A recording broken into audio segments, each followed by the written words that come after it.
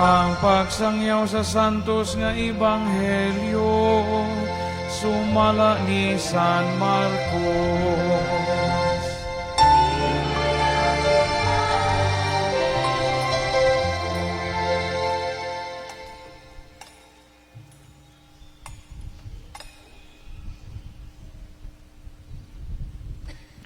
Sa unang adlaw sa pangilin sa pan nga walay patubo, ang adlaw nga moiihaw sa mga karnero nga kanon inig sa ulog sa pangilin sa pagsaylo, ang mga tinun-an ng utana kang Hesus, asa mo man kami paadtua aron andamo namo ang panihapon. Ug gisugo ni Hesus ang duha kanila ug giingnan. Pangadto kamo sa siyudad ug sa usa ka tawo, may usa ka tawo nga naglukdog usa ka tadyaw nga tubig, mutagbo siya kaninyo. Kuyog kamo kaniya ngadto sa balay nga iyang atuan ug ingna ang tag-iya sa balay. Ang magtutudlo nag-ingon, hain ang kwarto alang kanako diin ako makigsalo sa ako mga tinunan sa panihapon sa Pasko. Unya tultulan kamo niya sa usa ka dakong kwarto sa itaas nga sangkap sa galamiton ug inandam na. Andaman ninyo dito ang atong pagkaon. Ug miadto ang mga tinun-an sa siyudad ug ilang nakaplagan ang tanan sumala sa giingon ni Hesus. Dito giandam nila ang panihapon. Samtang nangaon sila, mikuha si Hesus sa pahan. Nagpasalamat, gipikas-pikas niya kini og gihatag ngadto sa iyang mga tinun-an. Miingon siya, kanaan ninyo kini mao ang akong lawas. Unya gikuha niya ang kupa, gipasalamatan ang Dios ug gitunol kanila, ug silang tanan nanginom niini. Miingon si Hesus, kini mao ang akong sugo nga giula alang sa daghan, ang dugo nga naglig-on sa kasabutan sa Dios.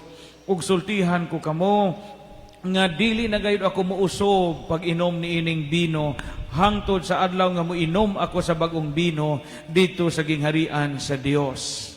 Unya nag-awit sila usa ka awit sa pagdaig sa Dios ug nangadto sa bungtod sa mga ulibo. Ang ebanghelyo sa Ginoo.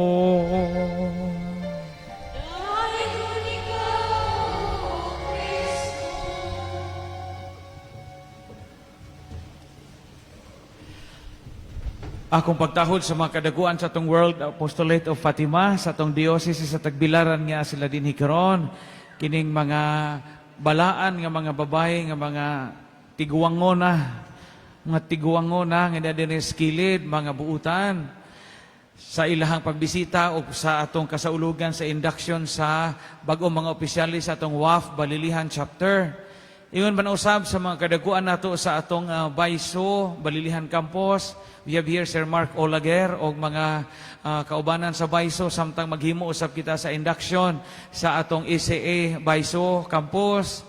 Ingon man usab sa mga kadaguan nato sa Divine Mercy Prayer Mission Group headed by Brad Rico Gabika o mga kaubanan, uban sa atong kauban usab nga nag-birthday, Ate Maricar, mga parokyano, katawhan sa Dios, mga online viewers and followers nato sa atong FB page, o mga balilinhon o mga bulanon, Pilipinong, Bisaya, nga nagsunod sa atong makalihukan sa simbahan tibok kalibutan. Kaninyong tanan, good morning! O happy Sunday sa tanan, solemnidad karon sa Corpus et Sanguinis Christi. Hatong hatagan o pasidunggan ang Dios nga mihatag sa iyang kaugalingon, lawas ug dugo alang kanatong tanan aron kita makabaton og kinabuhi. Solemnidad sa lawas ug dugo sa atong Ginoong Hesukristo. Mubo nga pamalandong kay napatay oath taking. Kamo dinhi nga mga tiguwang na mga kukaraan na sa wapay Facebook, wapay messenger, wapay cellphone. Ang ato mga tao kaniadto, bisan kamo nini mga tiguang na nakaabot mo ani, makabantay gani sila kita kaniadto nga kana bitaw na kay suod sa kinabuhi, panlitan trato nimo. Mga trato ninyo sa una mga tiguang. Di ba kabantay mo sa una og mulakaw nagnipadong imong trato or imong bana or imong asawa o imong fiancé pananglitan o niya makaalinggat ka nga dugay po mo magkita og balik or mo yung gani murag di na mi magkita og usog. Importante nga mohatag mo o gitawag og kinubtanan. Ha? Nanay Los, kaabot pa ka ani kinubtanan? Mama Ambrosia, importante nilang kinubtanan. Sama ng kinubtanan, mura na og souvenir.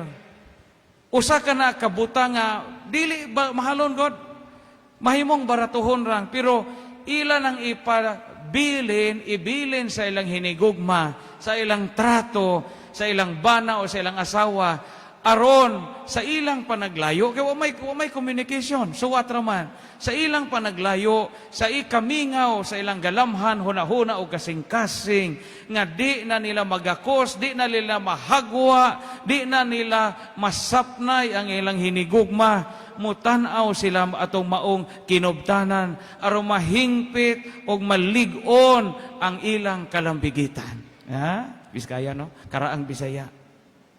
Ang kinubtanan kaniadto, dako nag-meaning.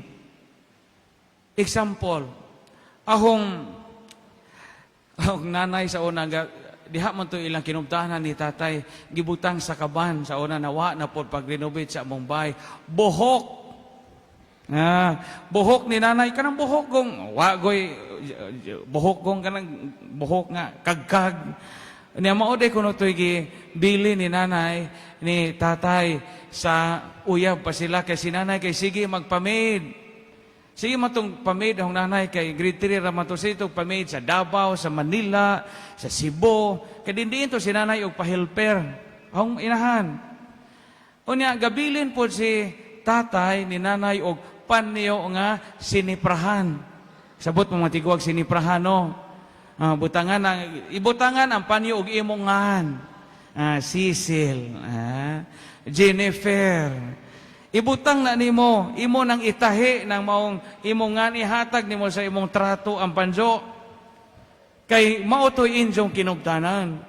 Mga ikaw nga trato sa una, o gisipon ka hinggawas imong hukaw, inigngana nimo sa imong panjo, naingan sa imong trato, pagkahinumdum mo nga magbinuutan so ko. Kay naami kinubtanan. Munang mag-away po katong buhok, ibangan po itong alindanaw nga abaw, ipalupad aron mabuang itong imong uyaw.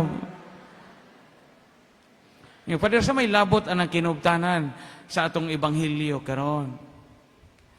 Ang atong Ginoong Hesukristo sa gabi nga wa pa pod siya magpasakit, gabilin po siya pinakadakong kinubtanan sa iyang mga apostoles. Last Supper. Nasabtan ninyo? Ingon na Ginoong Hesukristo, buhatan ninyo kini aron paghandom kanako. Kanaan ninyo kini mao ang akong lawas. Imna ninyo kini mao ang akong dugo nga giula alang kaninyo. Pinaagi sa katapusang panihapon nga mo'y gihulagway sa first reading o sa Ebanghelyo karon, nalig-on ang kalambigitan ni Jesus og sa iyang mga tinunan, hangtod nga kining maong last supper ni Jesus, hingabot nato karon isip katawhan sa Dios. Corpus Christi, manibot ipasabot. Sa may nakapahiusa nato mga Kristiyanos tibuok kalibutan, bisag lain-lain tagkulor, lain-lain tagkaliwat, na ay taga-Afrika, na ay taga-Europe, na ay taga-Asia, na ay taga-Antarctica, na ay taga-Greenland. Sa may nakapahiusan nato sa Kristiyanos nato nga kinabuhi, ang atong bunyag o ang Eucharistia. Kay wa may simbahang Katoliko nga way Eucharistic celebration. Way simbahan nga Kristiyano nga way Eucharist. Kay ingon mga ito Ginoong Hesukristo, kanaan ninyo kinig imna, kay mauni akong lawas, ug buhatan ninyo kini, aron paghandom nako. So ang gibilin sa atong Ginoong Hesukristo nga kinubtanan, dili lang ordinaryong butang, dili lang panyo, dili lang buhok, dili lang hinubuan nga t-shirt, dili lang hinubuan nga blouse, nga mo iibilin aron sa kanunay makahandom ka sa imong hinigugma. Ang gibilin sa atong Ginoong Hesukristo, ang iya mismo nga lawas ug dugo nga atong gikalawat sa panahon nga kita musalmot sa kasaulugan sa misa. Amen? Maunay Corpus Christi.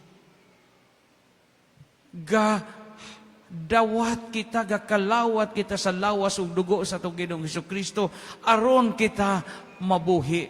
ug maunay atong kinubtanan uban sa Ginoo. Mo nga og Katoliko ta, Kristiyano ta, unya di ta mo simba, o asa man tang dapita? Wa man nato mapabuhi ang gitawag og dudes, buhatan ni aron paghandom nako. Mao bitaw nga sukad sa karaang panahon, ang Domingo gitawag kana og adlaw sa Ginoo, Day of the Lord. Di ba? Lord's Day, mao man ang ekspresyon nato og Domingo. Unang saon man ang Sunday as Day of the Lord. Asa naman ang Sunday nato karon? Unsa na may gihimo nato panahog Sunday? Saaman ang daghan mga Katoliko gatapok og Domingo. A Lord's Day man. Father, sos gakaligid ni hong labhonon. Tapos hong hinumulan na rin, Pader, usa kasimana na ning hinumulan na ni hong CR, gitugka na ng turok na ning lisog mahugani, anong planggana, Pader. Manglabas sa Diyoko, di Diyoko makasimba. Nawa ang Day of the Lord. Usa man ni Pader, Domingo, radyo'y panahon nga makapanghinlo ko sa bahay, maka-general cleaning ko, kay trabaho ko Lunes o hangtod sa Sabado. Simba pud una usa manghinlo. Kay aron mapahinumduman kita sa gitawag og Eucharistia. Padre unsaon mang dirbe mang karon, anihan ay 5 na ho kahinuktan, so dako ra ba ko gasto ani, tambaw pa medisina ag injeksyon, unya bispiras man sa pistas balilihan, aho sa ning itari. Na total ng simbahan Padre di man amulakaw. Yan na ubang sugaro. Simba una. Usa mamuwang kay mahimo man pag mamuwang kay di man illegal basta ana sa atong buwangan sa lungsod, pero ayaw gyud kalimti ang simba kay makalimtan nimo ang misa, makalimtan nimo ang Eucharistia, mauha ka sa dugukan sa tinuod nga kinabuhi mo nang gitaghaan ta sa simbahan ug adlaw nga mapahinumduman kita unsa ng Day of the Lord. Kay sa atong kinabuhi ang Dios mo'y naghatag nato og kusog, hinghatag sa dakong kinubtanan, ang iyang kinubtanan ang ato nga kinabuhi. Una unsaon man nato nga mahimong Eucharistic ang atong kinabuhi adlaw-adlaw. Kita karon sa modernong panahon, daghan na magmakaon rong panahon na, no? Di parehas gamay pa mi, kini si Marian o si Joanne, hayahay na ni nga mga generation o ilang mga manghod, kay daghan nagmakaon ron. Sa una kitang karaang panahon, nihetag makaon. Supas gani kinalisuran ipalit og supas. Malipay ra ganito makapalit atong lingin. Sa to nga atong lingin nga naay pudig laway-lawayan nato sa lipstick. Unsa nga na supasa? Sangan? Maura mo na maabot na to. O katong si Charon nga 24 kabuok gibanganag rami ani. Kuya Franco, Sir Pedro kaabot mo ana. 24 to kabuok. Unsa di man pwedeng tilawan inigkaon na to mura naggapas. Kay expired na. Karon kinadaghan na mga batanon, jamoy batanon karon nga gigutom. Hayahay mo mga batanon. Sa una kinalisuran ng kaon. Muna jong lisura. Kanunay magakutoy imong tiyan. Kung sa una ipanahog recess sa una sa mga eskwelahan. Jamo man jud koy bawon gi kanina nay tujuon na nga kadong tindahan atong tiguwa nga namaligya ato banga sa Bantulinaw High School magdasok bitaw ng mga estudyante inigreses at tupo ko mo siaw o kuot-kuot atong ice candy og maruya karon makakaon ko ngaway bayan. Kana bitaw di na ka murag malipat na bitaw ng tindera. Kaya mo ko ipalit. Kana murag gaya nga na sige nagpanukli kuot-kuot ang kamot at tutua. Kakaon po ko ice candy o kanang saging nga kanang pinaypay. Way bayad. Mo ni gigabaan ako karon na diabetic na ko pag-adso. Adso mo pagngana. Ingani ang atong kinabuhi. Kinahanglan nga mangita gitagsay makaligon nato. o gitagaan kita karon sa pahinumdom nga makaligo nato lawas o kalag ang lawas ug dugo ni Kristo nga giula alang nato. Mo kamo mga hinimbahon, padayon sumog simba. Ingon ko ginubuhatan ninyo kini aron paghandom nako. Kana po mga tiguang na to sa ato nga gasangkiig na, di nakalakaw, gaduay na, galaway-laway na, patanawa ang iyong TV nga naay online mass. Kay buwahan makabati sila sa pulong sa Ginoo, bisan og di na makaya sa ilang lawas. Salamat sa kanunay ninyong pagsimba. Salamat sa kanunay ninyo nga pagtambong sa misa. Kay buhi kanunay ang atong kinubtanan. Ang atong kinubtanan, tali nato og sa Ginoo. Mao na solemnidad sa Corpus et Sanguinis Christi. Daigo nato ang Dios, angay nato siyang pasalamatan.